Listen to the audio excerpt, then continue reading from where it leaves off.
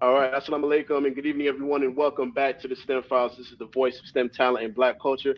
Tonight's episode, we're going to be talking about health equity among Black women. We're taught that the Black woman is the mother of civilization. Well, how can she be the mother of civilization if we don't address her health issues? So stay tuned for more after this, family. Check it out. You believe in these false prophets, I say I bet he lying. No football, New York City Giants. Girl dad, rest in peace to Kobe Bryant. When we teaching our babies, we teach them heavy science. Heavy science. When we teaching our women, we teach them heavy science. Heavy science.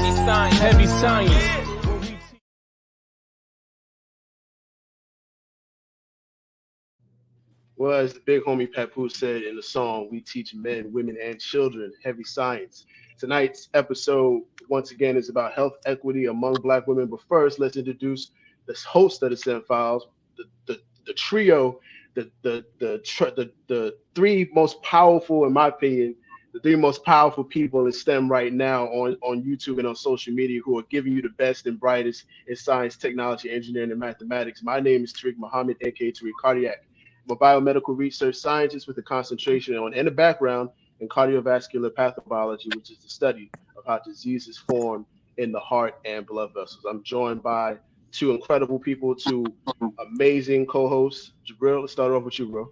Yes, sir. Peace, love, and blessings, everyone. It's your friendly neighborhood, your brilliant engineer, a civilian mechanical engineer with a focus on naval ship fluid systems and a background in material science and engineering, the study of the various material classes, and how it's been utilized for various applications. Let's get it. Let's go. Assalamu Excellent, alaikum, excellent. family. I'm Sister Dr. Joy 2X, aka the Chi Mechanic. I've been studying and practicing traditional Chinese medicine for ongoing 12 years. And in TCM, we understand that the body innately knows how to heal itself. And the medicine that I offer is here to assist you on that journey like a mechanic for your vital energy. Peace, family. Excellent, excellent, excellent. So, once again, as we always say in every episode, it's not about us. Y'all didn't come here to hear us talk about ourselves. Y'all came here to hear the amazing work that our guests are doing. So, Jabril, can you go ahead and lead us into who we have on the program tonight? Absolutely. All right. Here we are. So, introducing the unstoppable force of nature. Drum roll, please. Mrs. Maryam Khalilah, a true trailblazer in the world of health and nutrition. With an unwavering passion for empowering others to live their best lives, she is a force to be reckoned with as a current master's student in nutrition and dietetics. Looking forward to getting into that. Mrs. No. Maryam Khalilah is constantly expanding her knowledge and expertise in the field with a razor sharp intellect and an insatiable thirst for knowledge. She is committed to staying at the forefront of cutting edge research and advancements in nutrition. Her dedication to her studies is unmatched, and she is determined to make a lasting impact on the health and wellness industry. But Mrs. Maryam Khalilah doesn't stop at simply acquiring knowledge. She is a true educator at heart, with her innate ability to break down complex concepts into easily digestible information. She has become a sought after nutritional science teacher. Her classes are known for their lively atmosphere as she brings her infectious energy and enthusiasm to every session. Through her teaching, she not only imparts knowledge, but also inspires her students to take control of their own health and make informed choices. Family, without further ado, let's give it up, let's give it up, let's give it up for our sister, Yes, nutritionist and absolutely. educator Maryam Khalilah. Assalamu alaikum. Yes, man. Thank you so much for joining us tonight. I have so many questions of myself, especially me and Dr. Joy, because both of us have health and medical background. So, we're going to eat a lot on this. We're going to eat a lot. So, first and foremost, thank you for joining us.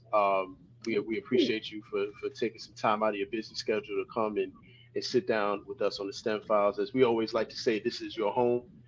For any time that you want to come through and share with us what you're doing, talk to the world about how the different breakthroughs that you've made with some of the people that you help. First and foremost, can you tell us, what got you involved in health? Why nutrition science, why dietetics, and what was your main inspiration for going into such a field? I get asked that question a lot. And I honestly cannot pinpoint like a moment in my life, like that aha moment that it actually happened. I just recall, even as a young child, always loving medicine because I was in some ways accident prone. So I was always at the doctor's office or in the hospital. And I really got engaged in being treated by the staff and wanting to do the same thing. It kind of sparked there. As far as nutrition is concerned, when I was actually in undergrad for my biomedical degree, Mm. what I had taken some it was, I want to say, one nutrition class that I took, and from there the spark just happened. So I wound up doing a double major, biomedical sciences and nutrition. I started taking a ton of nutrition classes, and I was like, hey, Allah exposed me to it for a reason. I am one who truly believes in living my purpose. So I just went from there. Praise be Praise to be to Allah. God. Man, Yes, and you ma'am. know, go ahead, Sister Doc. Go ahead. Oh, well, I was just going to ask, for me personally, I wanted to know, when did you come to the nation? When did you register as a believer? Did you grow up with the teachings? And then from there, how do the teachings interweave with your background in nutrition and dietetics? Mm, So I was born in Islam. Praise let's be to go. Allah. Let's My go. uh, my grandfather was Brother John, the Most Honorable Elijah Muhammad's youngest Mm, youngest sibling. Uh, wow. and my grandmother was Sister Bernstein Muhammad, who was Master Father Muhammad's Oh, secretary. So oh, praise Wow. imagine what Wow. that was like growing up. However, Woo. um, Mighty lineage. Let's go. so praise be to Allah. So I always say that I was born in Islam because when I was born, the nation had failed. So I don't say Mm, I was born in the nation. I accepted for my own, I think I was 19, 20, or something like that when I actually accepted. So, yeah, that was pretty much my path. I've always had a high respect for Islam. My grandfather told me one day to study all religions before I made my decision. mm. I did that. And thank Allah, my gravitational pull was here. Yes, ma'am. Yes, So ma'am. I'm very grateful for that because everybody didn't come in this direction. Mhm. Mm, So I'm very thankful to Allah for blessing me to come into the nation of Islam and come into my own. So I could have right. been out there with others. Right. And let's build on that for a little bit, right? So Jabril and I, both of us are nation babies, right? And when I decided to take it on as for myself as an adult, I was around 19, 20 years old too, right? Mhm. So what was it in your youth at that time that was like, okay, you're probably in school, you're probably trying to figure out, how you're going to navigate life. What was it at that particular time that made you make the decision, okay, this Islam is the one? So I was about that life. Mm. I was out in the streets. Um, I had I was going through some rough times, and Minister Ishmael, I'll never forget it. I have to give him part of the credit because he was one of the family members that really took me in when I started coming around the nation. Because, of course, when the nation separated, so did the family. So Mhm. a Mm-hmm. couple went with the Honorable Mrs. Farrakhan, a lot went with Wallace, and then my grandfather went his own separate way. Mm, So, in growing up in that type of dynamics, I had to figure out what direction was I going to go into. Mm. So I was out in the streets doing what I wasn't supposed to be doing, and as a result of that, my jaw was broken.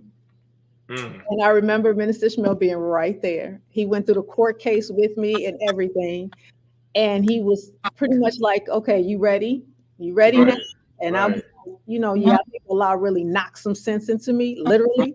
So I was like, yes, I'm ready. And the doctors at that time were saying they couldn't fix my face. I was supposed to talk with a slur because the nerves were dead. And I told Minister Ishmael, I said, Allah is going to restore my voice because it's for him. And I Mm. promise Allah that as long as I have air, breath in my body, I would speak his word because he's the one that restored me. Oh, great. That Praise time be that I to was- Allah. yeah. So yeah, that was my turning point that made me come on in. Thank you for sharing that. Yes, ma'am. And so Allah. while you were healing from that, how did nutrition and your diet kind of play a role into that healing? So during that time, I wasn't really focused on nutrition then. That would more so be maybe in the last 3 years or so. I really became more focused on nutrition because I decided to go back to school after I raised my children. Yes, ma'am. And I was like, okay, now Alhamdulillah. Right, right. time now. Right? Mhm.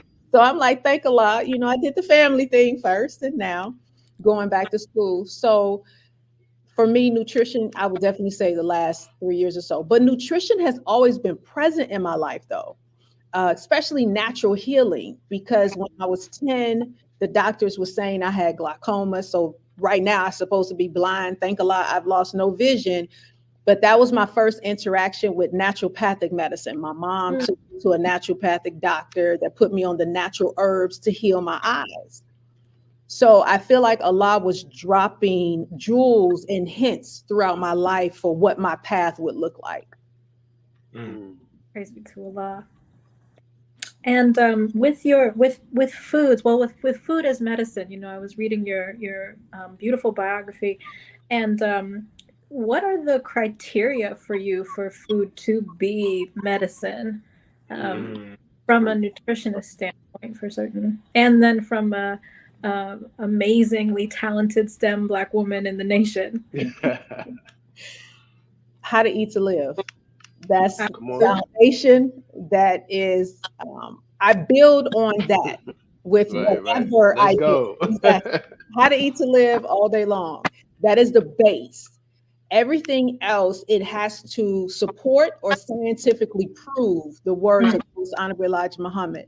Otherwise, it doesn't take my time. It ain't happening. Right. Like it's Right, not for us. So definitely the foundation is how to eat to live. Yes, ma'am. And I just have maybe a few more questions on that, because I, going through traditional Chinese medical school, we had nutrition classes based in Western and Eastern, thinking. And so food as medicine in traditional Chinese medicine, we go by and this is for herbalism as well: taste, flavor, nature, and temperature of a food or an herb. When I speak with Western medical background nutritionists and dietetics, they often kind of poo-poo, this intermittent fasting. They want to talk about the negative side effects all the time, or how can you not eat this, or you need this and you can't do this or that. So tell me how your experience is going through school right now. With knowing and understanding that this is truth, and you are, navigating your way through quite a bit of falsehood. How does that work for you? So first, I truly believe Allah blessed me to have professors who are all from other countries. I haven't had a Western professor yet. So interesting. It's always them explaining, okay, this is how they do it over here. This is Westernized, but this is how we do it in our country. So that's been a blessing. Another blessing for me was a mentor that I have, Dr. Terry Mason, who told me, you're not in there to change their way of thinking. You're not in there to change their minds. Get the information that you need. It's like at the end of the day, we just need that piece of paper to open up more doors for you. Come on. I don't go in there trying to go back and forth with anybody, or I just study to pass the test. I omit from my memory anything that does not apply to us, because the baseline in my research is always us. I understand where Westernized medicine is, where it has come from, that is designed around the white male. Anybody else suffers, even the white woman. So understanding what their science is, It doesn't even bother me in my classes. I would honestly say probably the biggest issue for me in class is the privileged ones that I sit around and have to listen to their conversations. Lord Almighty. I know that's right.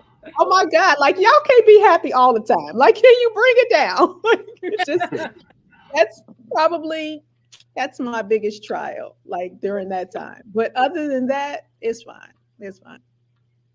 So I have a question. You know, we've thrown around the term nutrition and nutritionist a bit, and what I've gathered, whether it's going to the doctor's office, being one who has been in network marketing and educated myself on supplementation and things like that, obviously a student of how to eat to live. The West seems to adopt a very quantitative and numerical approach to nutrition. And with a buttress being it does this. For example, an orange has X% vitamin C. Vitamin C is good for you because of X, Y, and Z. A peanut has X% of protein. So what is nutrition? What is it not? I think that that's very important because I can sit here and tell you how much protein is in pork loin, but it doesn't necessarily mean I'm supposed to eat it. Come on. So I think it's very important that we kind of unpack that a bit, because I think that would help a lot. And I'm very interested to see your take on it from the teachers of the Most Honorable Elijah Muhammad, rooted in how to eat to live. That's right. All protein ain't created So first, understand that anybody honestly can say they're a nutritionist. They don't need a degree. They don't need a license, certificate, nothing. There's a difference between a registered dietitian nutritionist versus just a nutritionist. So the registered dietitian is the one that has gone to school and has learned how to clinically deal with the science of this body. How do I deal with it as it relates to energy intake? You hear a lot of people say things like, calories, your caloric intake. And it's like, yeah. But it's a word that people throw out there a whole lot. Yes. Versus someone who is talking to you about your energy intake. Now you're looking at a person's activity level. What foods are they eating? So a lot of times you'll hear people say things like oranges and peanuts, and now it's in pork, the new red meat. Now they're saying it's not white meat anymore. What they're doing is they're trying to please people. Right. Even some registered dietitians, they're trying to please you, because the thing is not to offend, but to teach someone how to eat better in a way that keeps you happy, really with what your diet is already about. Well, that's not the teachings of the Most Honorable Elijah Muhammad. Right. So even in getting to eating one meal a day, if I have someone in front of me and they're eating 3 meals a day plus 2 snacks, I can't tell them tomorrow start eating 1 meal a day. Come on. But I can gradually get them to 1 meal a day, following the guidelines of the Most Honorable Elijah Muhammad and understanding what foods they should stay away from and what foods they actually should eat that can help bring down the craving of wanting to have sugar or wanting to eat, to have all of those snacks. Because some of us it's like through conversation, we have all of these snacks. So using the words of the Most Honorable Elijah Muhammad can help get us mentally, spiritually, and physically to where we need to be in our diet. And I love using the phrase, the lifestyle change. Yes. Because we fall for these gimmicks all the time. So much is just commercialized. Right. And how you can make money a no carbs diet. Well, that's almost impossible unless you only eat meat. And I still believe meat has carbs in it. So I'm like, a lot of stuff is lies and tricks out there, which actually give real dietitians a bad name if you're really sitting down with someone and you're really trying to help them get to where they're going. So even with the intermittent fasting piece, I'm currently mentoring with a GI doctor who's also a registered dietitian, who we were talking about the intermittent fasting. There's no research out there for 2 hours and 24, meaning you only eat for 2 hours fast for the remaining of the 24. That's the teachings of the Most Honorable Elijah Muhammad. So that's not intermittent fasting. Intermittent fasting tells you can eat 4, 6, 8 hours within that 24. There's no research with the two.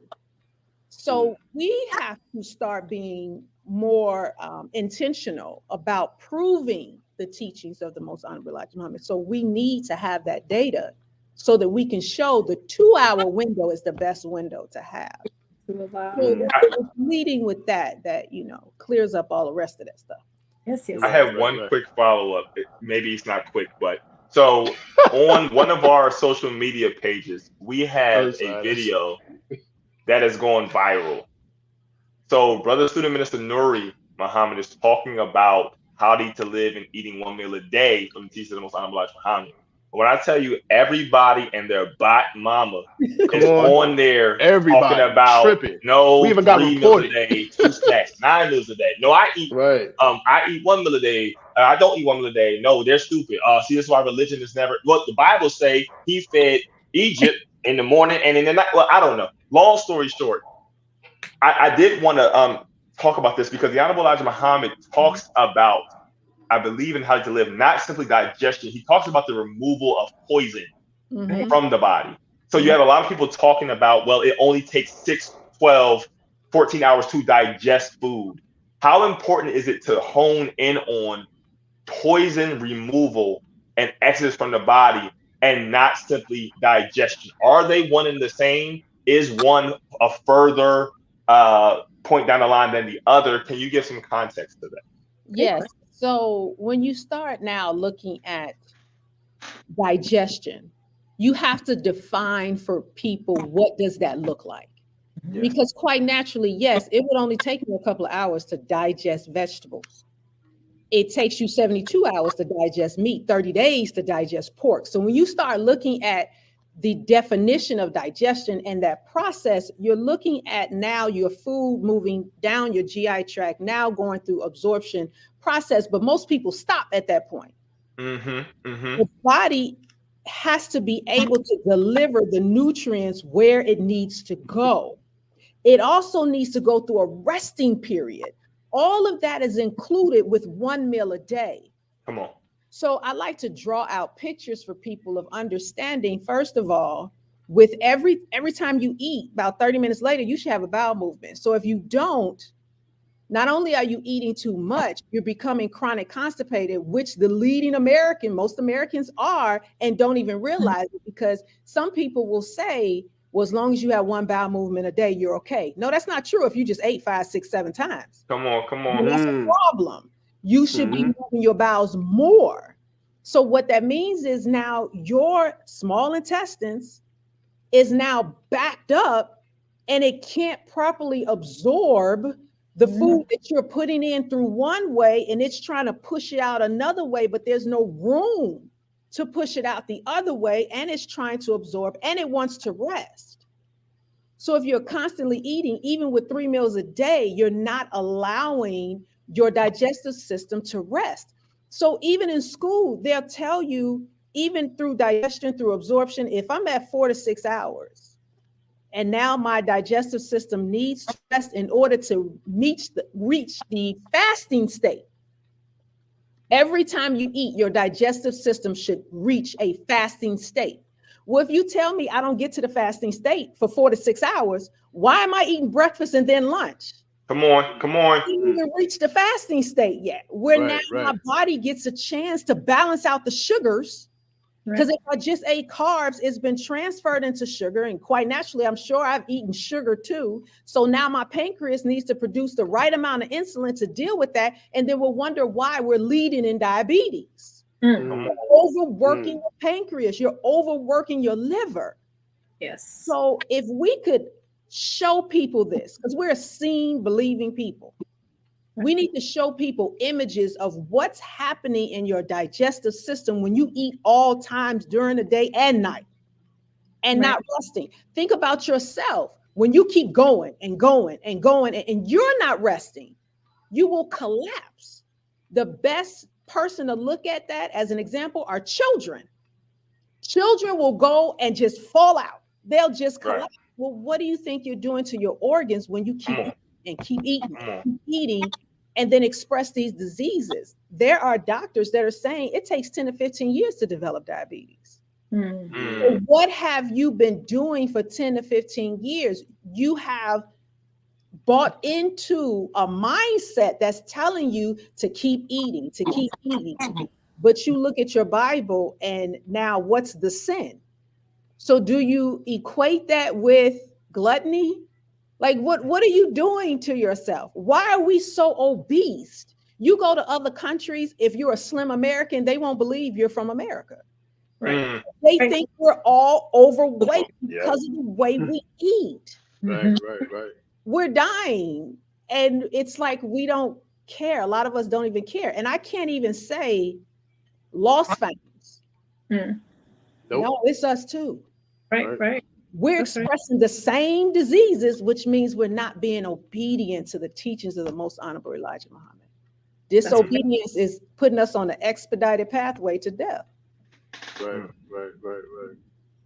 You know, a lot of times, you know, us as a people, in the nation as well, we like to compartmentalize how to eat to live as like a section in the teachings, right? Yes. When how to eat to live is how we're supposed to be conducting the teachings, right? This is supposed to be the life force, the nucleus of how we of our lives, right? It's not supposed to be, oh, okay, message to the black man here, I'll save you has arrived here, and how to eat to live over here.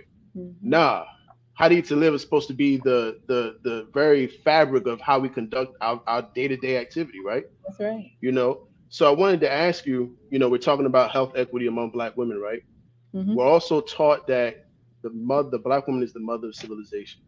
Yes. But there's certain things that that have to be addressed when it comes to her, for her to be that, for her to properly be the mother of civilization. One of those things is her diet and her health. So what inspired you to specifically focus on black women when it comes to their health? I just believe it's something Allah put inside of me. I know it's a part of my purpose because it brings out a different passion in me. That's right. Yes. Like it does. I've had people tell me like I shift into a totally different person when it comes to the woman. And I truly believe I inherited that from my grandmother because I know her passion was the women. Absolutely, hands down. She loved the women. And every time I either get into a situation or, you know, dealing with my studies or what have you, I feel like this burning sensation inside of me when it comes to the subject of women. And when you're looking at medicine, women get the short end of the stick. There's not time, there's not money, enough studies put into how our vessel works. So I've talked to OB-GYNs, I've talked to female OB-GYNs, I've talked to women doctors, and I've asked them questions of why is it that even though we have women doctors in this medical facility, why are we still not concentrating on women's health? We're really not. You occupy the space, but you're not doing what needs to be done to stop us from developing these diseases. Wow. Yes, ma'am. We're still developing these cancers. We're still having issues with the reproductive system, with a woman's cycle. There are so many issues that run rampant. And it's like, this happens, but there's not enough research in that area to prevent it, to treat it, to break the cycle of disease amongst women. They don't do it. They don't do it. Even in the area of nutrition, there are 1,000 and something nutritionists in the United States that are registered dietitians. 97% are white women. The rest are either black women or males. Right. There's one white woman who focuses on fertility. Well, that ain't my area. We don't have that problem. So there's one black nutritionist. I'm trying to get in touch with her because I was told she does concentrate on women, but if she truly does, she would be the only one. How 97% is women, well, white women, but it doesn't matter. Still women in this area, but they either focus on obesity, diabetes, pediatrics, everything but women's health. So I'm like, what's making people run away from the vessel that is the co-creator of life? If you don't get that vessel together, everything that comes forth from that will be that which expresses these diseases that we see. Right. Come on. We know the enemy of this world is to work backwards, and they're doing a good job, even in an area that's dominated with women. The enemy is still present because his hand is still saying, I'm more important than you. That is so much. Alhamdulillah. That is so much to unpack, Sister Maryam, because we're talking even within the teachings of still being other than ourselves. That's right. That's right. Taking on everything else but our number one priority and focus, which, just as you say, we are the co-creator of life. And so that is why even the study groups are so, and really basing all of our health around self-love and self-motivation as well. Where else could we pivot from if we didn't even have that in us? And of course, just like my brother Alfred at my mosque says, if they can't treat you right, they can't teach you right. So shout out to brother Alfred. To deal with. And so I really thank you for pointing that out, that we're just occupying the space. That hits so hard. That's so heavy. That is so heavy, sis. Wow. Praise be to Allah. I would like to highlight something, just camelbacking on what everyone has said. You brought up something, and the phrase that comes to mind is, representation without substance. I think as a people, we're overly concerned with promoting first in. Okay, first Black woman in, first Black man in, first Black child in, as if that's the accomplishment, as opposed to actually addressing the problems that prevail in our community. We will complain about the way things are, but then be happy when Xbox has a new Black female CEO that by and large is probably just going to do what the former white CEO did. But because she's Black, we're winning, right? If I had to guess why you have a lot of nutritionists focusing on obesity and everything, that's what sells. Right. Exactly. That's what people want to pay for. That's sexy. I want to look fit. I want to look slim. I want to have my beach body. I want to have, be able to have children, because we know, as far as the white man is concerned, his birth rate is now negative. So that's important.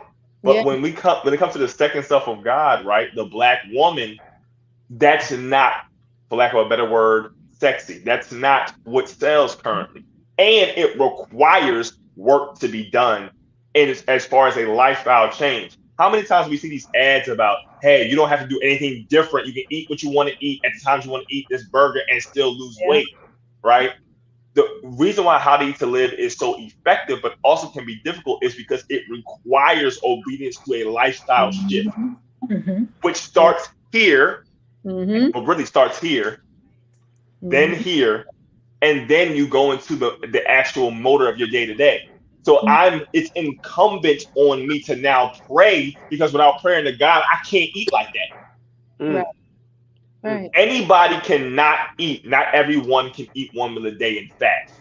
Because there's a spiritual attachment to it. So, I'm thankful for everything you said, because you really honed in on the need. And so I wanted to unpack another term very quickly, and then we can go back to the broader conversation. We have health equity among Black women, not equality.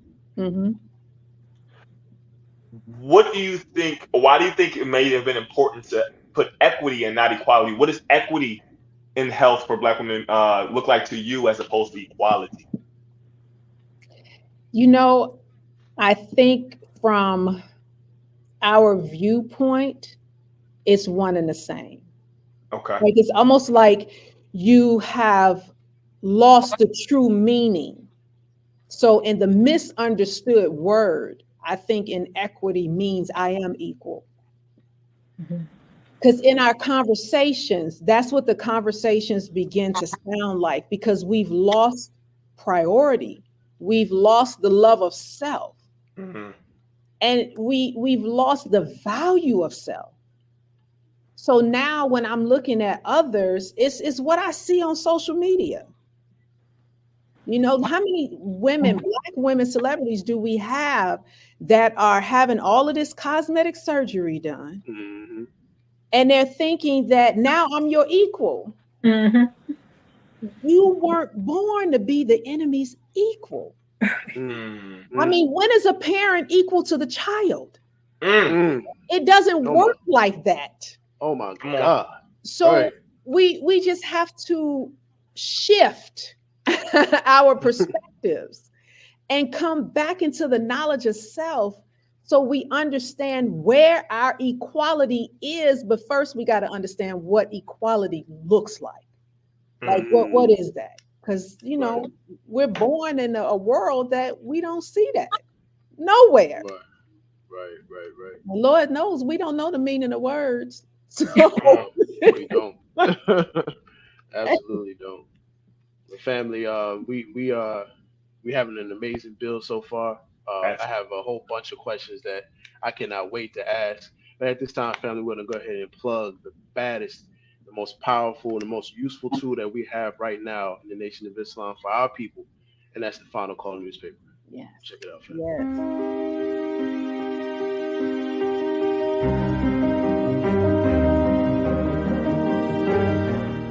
Now you can get the same uncompromising truth you've come to expect from the Final Call newspaper on all your connected devices.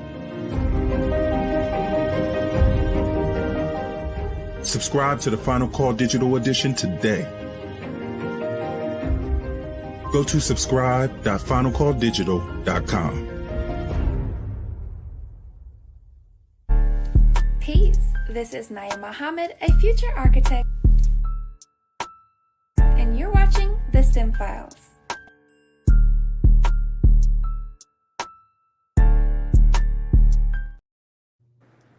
All right. Once again, shout out to the architect in the making, Sister Naya Muhammad, out of right there, out of where you're from, Sister Maryam, in Chicago, Illinois. Also, too, family, if you're watching the STEM Files, please tap in. Make sure you like, subscribe, and hit that notification bell. We are the voice of STEM talent and Black culture, where we serve and we work hard to bring you the best and brightest in science, technology, engineering, and mathematics. We're talking about health equity among Black women, right? You know, and as we're talking, this conversation reminds me of, you know, what happened with Henrietta Lacks, right? And the HeLa cells. You know, that topic is very sensitive among Black women, among our people. And it's sensitive with me because that's the area of science that I'm trained in. And oftentimes we're using biological substances that come from people who have been injured or tampered with by our open enemy in some type of medical procedure, right? You know, so I wanted to hear from you, you know, how important is it that we have our own laboratories, our own hospitals, our own clinics, so that we can do things the right way? And when we are developing a therapy or developing some type of treatment or what have you, that we are not taking from the worst of our people because they took those cells from a sample that was cancerous in our system. Mm-hmm. You know, so everything that they use after that changes the entire scheme of how medical treatment is pushed into the general population, right? Mm-hmm. So I wanted to ask you, you know, how important is it that we have our own institutions so that things like that don't happen with our Black women? Extremely important, all right? Extremely important. Because yes, they took the cells of Henrietta Lacks, and one of the things they created was the polio vaccine. So during the first rise, the Most Honorable Elijah Muhammad said that the believers were not to get the polio vaccine. Well, I actually did research on it. And when they utilized her cells, they never stated they removed the cancer. Right. Right. So with the polio vaccine, you're giving us cancer. And what it does is it's a marker that rides on the male sperm. So it travels and it gives the son prostate cancer, but it gives the daughter breast cancer. So this is why when you start looking back at the history of breast cancer, when my mother goes to the doctor, they don't ask her if there's a history of breast cancer in her family. because the doctors, some of them know that it started with her generation with the polio vaccine. So this is why all of a sudden, some years ago, we got this great epidemic of people expressing breast cancer who was in like my mom's generation and now my generation and now going down, but because of the polio vaccine. Now we dealing with what's laced in foods and things of that nature. So if we had our own labs, if we had to develop medications, we would develop medications based off of Black people's DNA. I asked the scientist this question one day in class, and I asked him, when you all develop medications, do you develop them based off of the white male, or do you take into account other ethnicities? And he said, we base it off of the white male. So I asked him, I said, so when you all see the side effects that happens with other ethnicities and what you've seen in your research, can you bear witness that if you were to create the medications based off of the Black man's DNA, you would be able to complement the DNA of every ethnicity on this planet and minimize side effects? Yes, ma'am. That told me yes, but we don't have the time or the money to invest in such a product. Yes, because they don't have the desire to do it. Money, Right. It's the not desire. gonna do it. So if we had our own labs, we extract our own DNA and do studies to help break this cycle of disease instead of continuing it, where we wouldn't need medications. We can do natural healing. We can learn how the body heals itself and go forward from there. Right. So we have to. I am such an advocate that we have to have our own. We must have our own and train up our own. That's right. Because going into some of these hospitals and having Come on.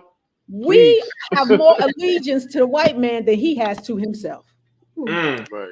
So I'm like, because I'll sit down and talk to white doctors and white nurses, and they're more on my side than those that look like me.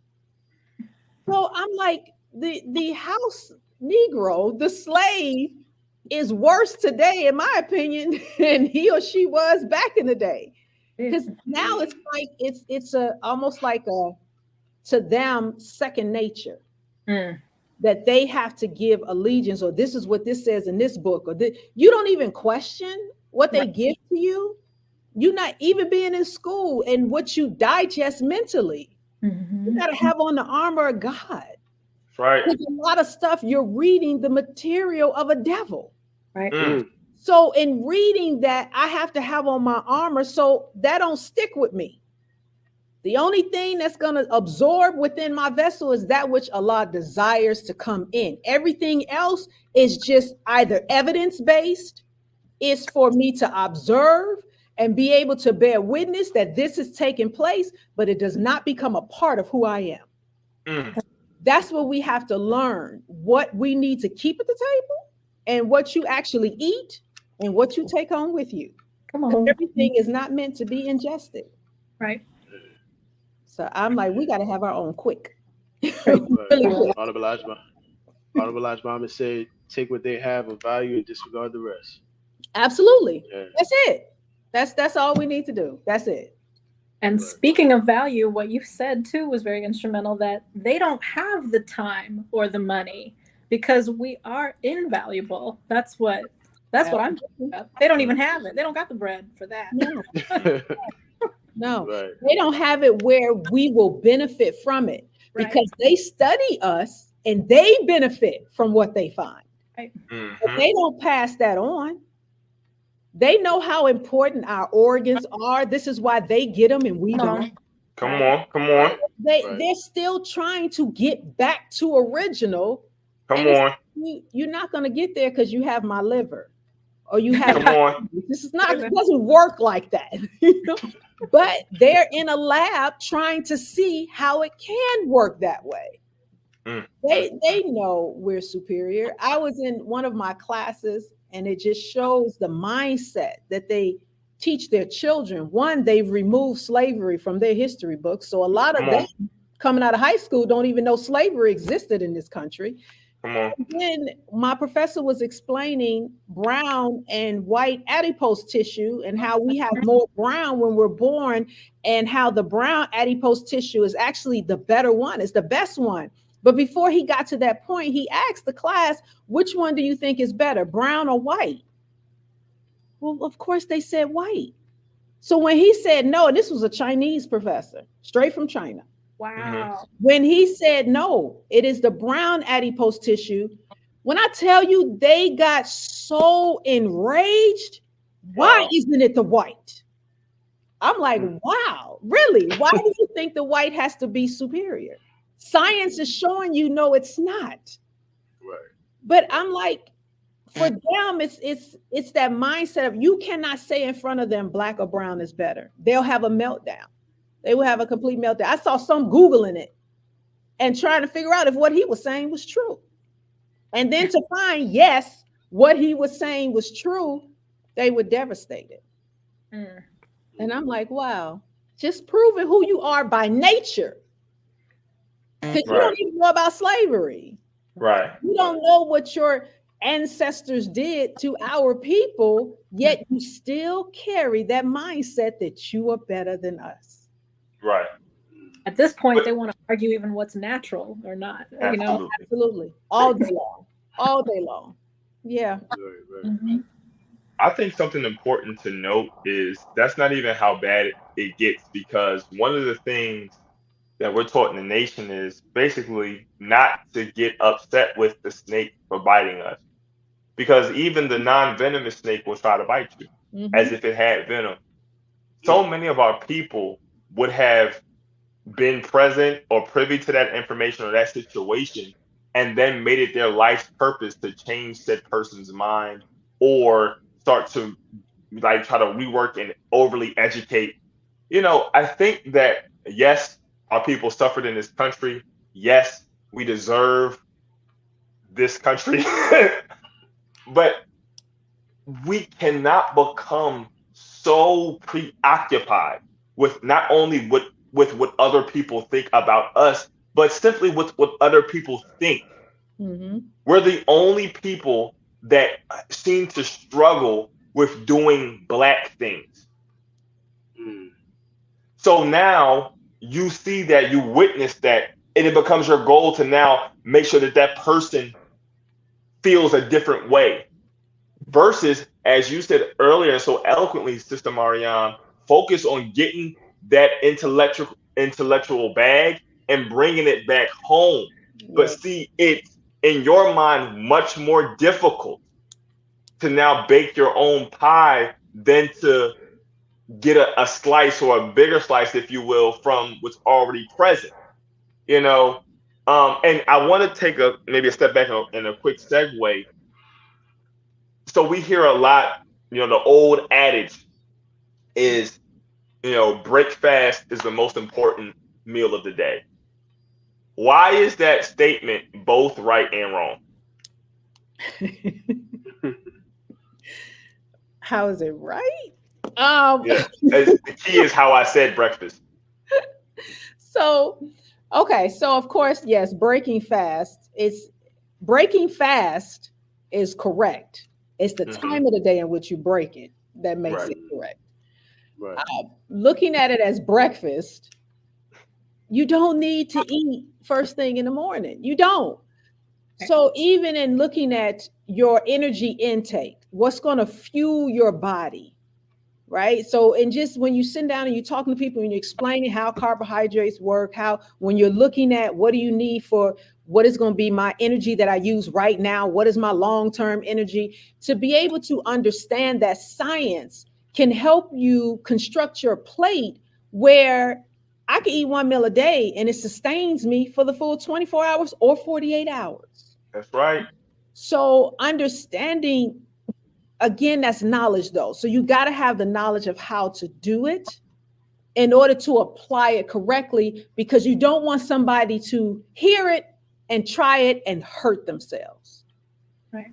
So, because you have some people who are on medication, you have different ailments that are present that now you may need a little bit of guidance getting to that 1 meal a day, or what does that look like for you? Right. But this whole thing about breakfast is really commercialized. It's really commercialized. Everybody does not need to eat breakfast. I get it. Somebody who in the morning may have to take a medication that says you have to take it with food because you'll get an upset stomach if you don't. Okay, I understand that. That's an That exception, doesn't mean right? a full plate. Come on. Right, Take it right. with food. Get a piece of toast. That's what Have I'm saying. Some fruit. Have Right. Okay, let me take back have a banana because I got an issue with bananas. But but you don't need to have scrambled eggs and oatmeal. And you're doing too much. It's like you don't need to do all of that. You can just have a piece of toast and be just fine. Just to coat the stomach. You can drink a glass of milk. Just coat your stomach. So that now you can take that medication. It's a little bit different with children, though.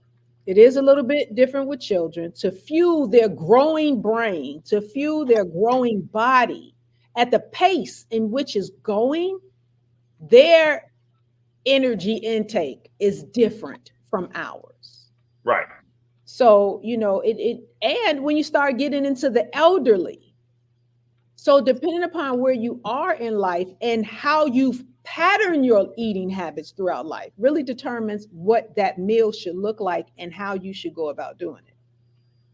Right. Yeah, I was just telling somebody that the other day, like, you don't have to have a whole meal just to eat, just to take your medication. Take a piece of fruit, like you said, some milk, something that can just go down with the medication and coat the stomach so that you're not throwing nothing back up. Absolutely. When you take your medication. But I want to ask you something about the people you've worked with, right? The people that you've helped, over the years. Mm-hmm. Y'all mind if I read from How to Eat to Live real quick? Not at all. Not at all. Of course. Right, cool. Do we mind? Got it. So this is chapter 14 in How to Eat to Live, book 2. And this is page 45, right? And this is about fasting. We have to safeguard our health against the enemies of our health by eating 1 meal a day. This gives an enemy, in parentheses germ, that may be in our food time to die, to be completely dead at the end of 24 hours. If we keep adding more food, it gives the germ strength and working power to destroy the very delicate and perfect machinery of our bodies. By nature, we are made of the best, and we have to continue to give our bodies the best and in a moderate way. Fasting is one of the greatest doctors we have. Fasting is prescribed for us in the Holy Quran and in the Bible. The Bible does not teach us how good fasting is health-wise, as the Holy Quran does, but the Bible's teachings on fasting is mostly spiritual. On one occasion, we find where Moses fasted for the cure for his sister Maryam, who had contracted leprosy because of speaking carelessly of Moses. Her brother Moses then had to seek a cure from God for her, and that cure was fasting, right? Mm-hmm. So I wanted to get from you, seeing as you've helped a lot of people deal with some of the health issues that they face, what has been some of the greatest or the most amazing stories that you have on how you've been able to use How to Eat to Live, especially fasting, to help someone deal with a disease that they're struggling with? What stands out in my mind first is like the young people, like the teenagers, the high schools that I go into, and when you tell them how pork ages you and things like that. Vanity always gets us first. You're talking to them and you see that light that comes across their face, and you see that they have awakened, and they're like, oh my God, like, so I shouldn't eat this? And I knew I wasn't supposed to be eating that. Those are responses that you get that lets you know the God is present and he's putting in them what they need. They just needed to hear that word that sparks what Allah has already put in them. So to hear that type of bear witnessing always stands out to me the most. Now, I would say the things that I would find actually a little hurtful is, of course, when you're dealing with the young, when you're dealing with the babies, and they're like, but I don't go grocery shopping for myself. Mm. You have to be able to teach them in a way that when you get to that point, these are the decisions that you should make to live a long life. Sometimes we can get to the parents, sometimes we can't. I've had women give stories of reversing issues they were having with their reproductive system. Mm-hmm. So being able to have that clean diet, but I don't just deal with the physical. One of my best friends called me the fuss preacher because I'm a deal with spiritual too, right? Right. We're going to get it right all the way around because we're holding on to so much hate, so much guilt, so much energy that really doesn't belong to us. We have to learn how to release it because mentally and spiritually, we're developing clots in our spiritual. That's why we see clots in the cardiovascular system. There's a blockage somewhere in your mind that's developing it now in your vessel. So to understand that if you don't deal with that spiritual, if you do not deal with the mental, personally, I don't want to deal with your physical because I know you can't reach the physical goal if you don't cleanse yourself spiritually first. You got to get right with the God. That's right. I don't care what you may call him. Get right with him so that you understand that that is the proper steps to take in alignment so that now this vessel can digest its food properly and deliver the nutrients and the minerals to where it's supposed to go. Because there's a calling in the cells of the body. It calls for what it needs. When you eat one meal a day, it also allows you to mentally know what is your body calling for that next day. Right. You may not need tons of protein. Come on. The body may say, I have enough today, but you know what? I might need this vitamin C. I might need some more vitamin D. I might need some magnesium. But you don't know that if you keep feeding the vessel over and over and over again, you're confusing the mind and not giving it space to be able to sit back, digest, think so it can deliver properly. So we're developing diseases because the body's in disorder. Come on. When you sit back and even if you think about yourself, when we feel overwhelmed, I'm multitasking. Well, how do you think your body feels? It's multitasking when you're constantly eating, and most of us are not eating right. So we're eating so many triglycerides. And now you, even with they'll tell you LDL cholesterol is bad cholesterol. It's only bad when the liver produces too much of it. The liver makes it for a reason. We do need it. Exactly. But it's with anything you have too much of, it's no good for you. The only thing the most honorable Elijah Muhammad said in How to Eat to Live we can eat tons of was onions. And garlic, yeah. And garlic. That's it. So understanding that science and just being able to explain it to people. But the biggest reward for me personally is to see the transition.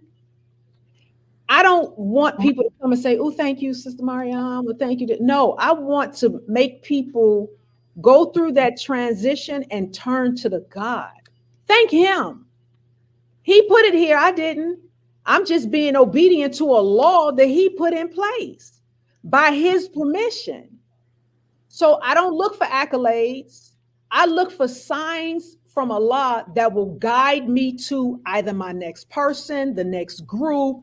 Allah, where am I going next? Where are you taking me? Because my phrase is always, if it doesn't serve my purpose, it'll never get my passion. Come on. Stay in my lane. I'm not an attorney. I stay right in my lane. So people will come and they'll ask different questions of things that doesn't apply to me. And I'll tell them that don't apply to me. I get a lot of brothers that's like, Sister Maryam, so you just can't help the brothers, huh? Take that up with the God. That's not what he put in me. I don't take on mixed instructions. I was about to ask you about that. I stick with the sisters because that's where Allah put me. Now, granted, I don't leave out my husband or my sons. Of course, that because another part of my purpose is the natural title that Allah gave me. I am a mother. That's right. natural title. I'm a wife. That is my natural title. So that means that's a part of my purpose. Right. I have to serve those that fall under my purpose. Now, outside of family, I don't deal with the brothers. I love But Tariq, though, real quick though, don't we be teaching that like in the Nation of Islam, when if we as a believer, every child of an unbeliever is like my niece or my nephew. So like, aren't we like her nephew? So by the teacher's family, right? Exactly. You know what I'm saying? That's Come what on, like, what's up? That's what I mean. I thought it. To my sister, I can give it to your mom, your wife. Oh, she came at it like that. Okay. See, we got the bean soup science this up a little bit. I got a difference of opinion when it comes to the teachings on that point. Okay, praise be to Allah. We gonna come back to that. Praise be to Allah. Family, this has been a great build. We thoroughly enjoyed ourselves. You know, I personally love this conversation because it's in my wheelhouse. It's in Dr. Joy's wheelhouse. I'm sure Jabril was sitting back, you know, taking it all into how the majesty of the life sciences. I know, you know, sometimes the engineering just ain't, you know, what it should be. You just need that life science energy, bro. But that's what we got. He definitely just described the body as a system, which is high level engineering. But I'm gonna let that go. That's okay. I can't even argue with that. Praise be to Allah. That's absolutely right. But family, this has been another edition of the STEM Files. We got two more plugs, really. First and foremost, we got a Black Business Highlight from HBCU Money Guide. This is a very important thing to plug because, you know, we have a lot of Black people, you know, a lot of Black youth who want to study the sciences, but may not have the tuition resources to do so. And this resources that our sisters bringing to us can really help our Black youth study the sciences and a myriad of other things that can help build our nation. So check this out, fam. This is our Black Business Highlight. Free degree tea. What are we sipping on today? Y'all been asking for tuition scholarships for college students. Well, here it is. If you're a female high school senior or college student majoring in STEM, including architecture, communication, media, animation, psychology, sociology, or one of the other 105 eligible majors, you heard me right, 105 eligible majors. A full tuition scholarship covering up to 4 years could be in your future. To apply for the Science Ambassador Scholarship, submit a mini lecture, 3 minutes or less. Not a personal statement, y'all. A mini lecture about any STEM topic that fascinates you. You need to be clear, creative, accurate, and show excitement for the subject. Sidebar, they're not looking for fancy production. By the way, hint, hint, remember to grab my new book, Tuition Hack the Club Method, about how to get up to 30 college credits for free. Anyway, the scholarship deadline is December 13th. The links are in our bio. Figure out your topic, get those cameras rolling, and y'all can thank me at graduation. All right, shout out to HBCU Money Guy for I know, right? The energy is something else. Like, the mini lecture is low key crazy. That's kind of hard. I'm gonna start to use that somewhere. I like that. Definitely. Well, that's a special message from HBCU Money Guide. But the link will be in the description. If you're watching on YouTube, it will be in the description. If you're watching on Facebook, the link will be in the caption. But also too, you know, we want to make sure that we plug, and you know that Black Business Highlight was right on time because we're talking about the health equity among Black women, right? Yeah. And that scholarship is specifically for Black female youth to study the sciences. So it's right in line with what we're talking about, right? Also, too, we would be remiss if we did not plug the actual business of our guest. You know, Sister Maryam has an actual company, entity that she uses to help teach people about and teach Black women about health. So we wanted to go ahead and plug her website real quick. And also too, I keep saying Dr. Maryam, but Sister Maryam, if you would love to kind of give us a tour of your website so when people go, they can know exactly what everything means and we go from there. So they can just go onto the homepage. It lists everything on there, even my books. So they can just click and have fun and read and comment, follow our social media pages and let us know what they would like to see. Cause I'm always looking to see what type of content what do they want? So I can make sure that my videos pertain to what it is that the people are asking for. I mean, we're suffering from a lot of diseases and disorders. So definitely let me know what it is. what topics we need to cover. I really enjoyed your video recently. You had one on carbs. You were talking about carbohydrates. Yes. Can you a little bit more about that? I try to dispel the myths, right? Because I mean, a lot of people really don't understand what carbs are, and it irritates me when I see these no carb diets. And Right. Stop it! You cannot do that. Okay, you cannot do that. Exactly. Just you need carbs. The brain needs carbs. The body needs carbs. The brain feeds off of sugar, hands down. I mean, a part of our DNA strand, one piece is sugar. Come on. So it's like we need it, but we don't need the bad sugar. So just understanding the type of carbs we should eat and what we should stay away from, depending upon the climate you're in, the region you live in, what are your daily activities? Should I have heavy carbs, light carbs, complex carbs, simple carbs? Now, simple carbs usually are bad ones though, but your fruits and things of that nature, of course, are good, but we don't need to eat a whole lot of it. And if you're eating one meal a day, you really don't have room for fruit. Unless it's your dessert. So I always say when you're developing your meal plate, look at the food items and decide first, what is it that my body needs before you go to what you desire to have? Because you got to make sure what you're eating is going to feed what the body needs. Mm-hmm. So, I mean, and even going biblically, I mean, Allah supplies our needs. That's right. Doesn't say your wants. It says your needs. That's so right. You should eat the same way, and you will supply the vessel that he gave you with the needs. And then, you know, we work hard, then you can be blessed with what you want. But you can't get to the want if you don't work hard first. So that means your cookies, if you want a slice of cake, you better get it in that week, not that day, but that week. So you can make sure that if I reward myself with that, I actually earned it. And it's not going to be stored in my body as long-term fat or that visceral fat that we see a lot of people have with their big abdominal areas. And now we obese. And no, that's not for us. That's not who we are. That's why we're developing diseases, because it's not for us. We're taking. Maryam, I'm telling y'all to come to the gym with your brother, then you can earn that piece of cake. You be good to go. Come on. You be good to go. Absolutely. Yeah. You know, and we had Dr. And I'm sure you know who Dr. Khalilah is, right? Of course. And we had him on the show a couple of times. And one of the things he talked about was that the fasting won't work if you don't have the tools already in you to make it work, right? Absolutely. So we can't be saying, okay, I'm going to go ahead and fast. I'm going to go ahead and do this, that, and the third. But everything that you just ate the day before is garbage. You're not going to have you're not going to receive any of the benefits of fasting because we don't eat right. So that's right. We got to do better by ourselves. That's true. And losing weight doesn't mean you're healthy. Yes. Ooh, say that.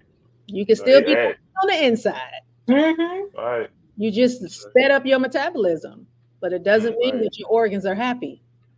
Right. Absolutely. We need to understand that too. Absolutely. And what are some last things you would like to leave the audience with? Stop stress eating. Come on, talk to us. Yeah. Talk to us. Talk about them chips. Right. The chips be calling me, bro.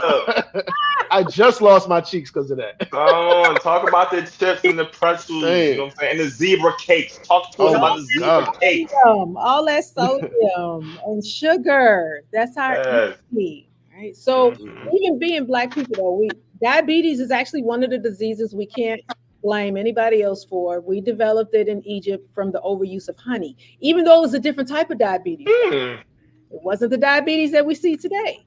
However, it is because of us overusing honey. So we have to be careful with honey too. But just, don't overindulge. Just have a pleasure moment with your food. There you go. As long as it's what you need to eat. And retrain your palates too, because naturally we put sugar in everything. When somebody told me they put sugar on spaghetti, I passed out. I heard that. You know, hold on. Please talk to these coffee drinkers, right? Like, please help me understand why the coffee drinkers feel that they need coffee. What is the psychology behind it? It's the rush. It's caffeine. If you're drinking it right, though, like do the most honorable Elijah Muhammad's recipe for egg coffee. then you're drinking it correctly. It's serving its purpose. That type of caffeine actually can be healthy for us. But you know, the Starbucks and the Dunkin' Donuts, and now you put all the cream in there and the sugar, and it's no longer coffee. That I'm like, you've turned it into a dessert. It doesn't make sense anymore. But talk to your brother though. That's the only way he drank it. I mean, that's the only way. So okay, hold on. That's the only way he drank it. So talk to your brother though. Hold up. I don't drink coffee on a regular, so it don't count for me. I only drink it. It don't count. I don't drink it like that. So why? It don't matter. I don't drink it like that. So I don't drink coffee like that. So if I put all that stuff in it, it really don't. Sister Maryam, what is that? Drink coffee. No, I don't drink coffee. I hate coffee. If I drink coffee, I'm probably with somebody that got coffee. So, but the only way I'm gonna drink it with them is if I put. He could definitely have tea. He can have tea, Sister Maryam. But when he drank coffee, he done drunk a chocolate cake. So I don't like coffee either. Just you can let it go. Thank you. Somebody on my side, man. But the caffeine for women is actually dangerous. So women that are trying to conceive, and they need to stay away from coffee. Oh my goodness. I have fertility cases like that. Young women, women who, been indoctrinated into years, decades of birth control, and now they're in their early, 20s, early 30s, and they can't get pregnant whatsoever. No. Bug is crazy. No, because they're giving them birth control pills to control their cramps. And that's so dangerous. That's ridiculous. It is. It absolutely is. They should not be doing that to these young girls at all. So you're gonna give somebody something that can change the entire metabolic condition of somebody just for cramps. Absolutely. So I'm going to give you this pill to represent the enemy's mindset, because the pill is lying to your body. As long as you're taking the pill, it's telling your reproductive system that you're pregnant. That's why you don't have a cycle. As long as you keep taking that pill until you get to the ones that now tells your body, no, we're not pregnant. So you can go ahead and release that egg. Well, you're supposed to release an egg 14 days after your cycle, but it's only like 3-4 of those pills. So you're telling me within that 4, 5, 6 day period, you're not only taking you have not just lied to my reproductive system, but now you're taking it completely out of its nature, because you're having me pass an egg and have a cycle within a week. Right. That ain't how the God designed the body. That's just the pill too. Like I'm talking about even these implants and it's ridiculous. They don't have a cycle anymore. No, they don't. So that's constantly telling your body 12 months in a row, I'm pregnant. Right. Well, first of all, it's only supposed to be 9. Right. So 12 months in a row or 24 months in a row, I'm pregnant. Then you wonder why when they get off of it, they can't have children, because the brain is confused. Right. It doesn't know. Now your hormone estrogen, it don't know what to do at this point. And instead of it complementing the pill, what does it do in reverse? The body now counteracts it and begins to clot. And the only way we begin to clot is if there's damage or injury inside the vessel. So somewhere that pill is doing damage, because the body is thinking it's an injury, and now I have to clot to now deal with the injury, or send inflammation, an inflammatory response, to now deal with what you just put in my body. And then you wondering why we walking around in an inflamed condition. We got mental disorders because we can't think right. Or well, you just inflamed my entire brain and taught it to act outside of its nature. Right. Whether I'm willing to think like that or not, my body is functioning like that because of what you just allowed them to put in you. Yes, ma'am. Let alone the vaccines. Whew. That was a here comes part 2. Yep. right. That was a mighty take-home message for the audience. Absolutely. Praise be to Allah. That was right, exactly. That was leading into like the next part. Absolutely. But first and foremost, thank you again so much for joining us on the platform. This has been an incredible build. We can't wait to release this. Also, to family, if you would like to stay tapped in with everything involving the STEM files, you can visit us on all of our social media platforms at Tariq Cardiac, at Jabri_engineer, and at the Chi Mechanic. Follow us at the STEM Files on Instagram, Twitter, Facebook, and YouTube, and TikTok as well. Also, this episode is also dedicated to the memory of our beloved brother Joshua Farrakhan. May Allah be pleased with our brother, servant, and friend. Absolutely. Family, this has been another edition of the STEM Files, where we serve as the voice of STEM talent and Black culture. Tariq Cardiac, Jabri Engineer, Dr. Joy 2X, aka the Chi Mechanic, and of course, our resident nutritionist and amazing healer and health educator, Sister Maryam Khalilah. Till next time, family. Peace. You believe in these false prophets, I say I bet he lying. No football, New York City Giants. Girl dad, rest in peace to Kobe Bryant. When we teaching our babies, we teach them heavy science. Heavy science. Heavy science. When we teaching our women, we teach them heavy science. Heavy science. Heavy science.